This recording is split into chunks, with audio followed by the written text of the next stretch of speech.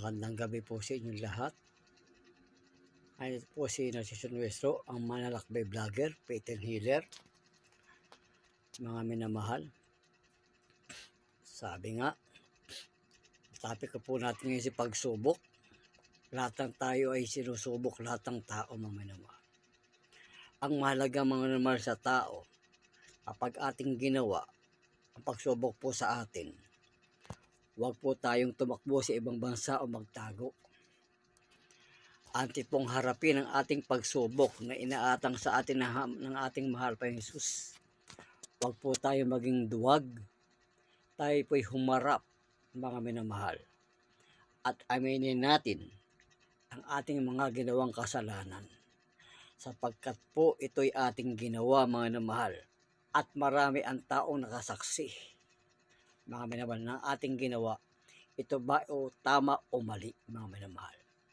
Bakit tayo matatakot na harapin sa kahabagan ng Diyos ang mga pagsubok, mga minamahal? Sapagkat kapag ating hinarap ang ating pagsubok, kung tayo ay may kasalanan o wala, diyan po tayo itatatag, mga minamahal. Maging matutuo po tayo sa ating mga sinasabi at sa ating mga ginagawa. Sapagkat po yung mga pagsubok na yan, kapag ating hinarap, yan po tayo itatatag, mga minamahal. Yan po tayo lalago, mga minamahal, sa mga pagsubok sa ating buhay, mga minamahal. Ating harapin, ating aminin ang ating mga nagawang pagkakasala sa harapan ng tao at sa harapan ng Diyos, mga minamahal. Mga minamahal, huwag po tayo maging duwag kahabagan ng Diyos, mga minamahal. Lahat ng tao ay sinusubukan ng Diyos. Ang gusto lang ng Diyos ating harapin. Huwag po tayong pagtago, mga minamahal. Harapin nating lahat ang hamon sa buhay. May kagipitan, trahedya. Kapag nakita ng Diyos sa ating pagharap na yan, mga minamahal, sa mga pagsubok na dumadating sa ating buhay, kapag nakita ng Diyos,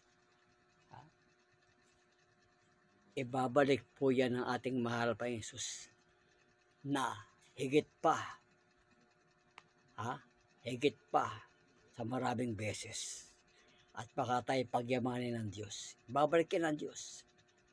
Sapagkat ang pagsubok na yan ay sinusubukan lang tayo ng Diyos dahil tayo mahal ng Diyos. God bless you po. Ang malalakbay vlogger, mga naman. Jesus loves you more and more. God bless you.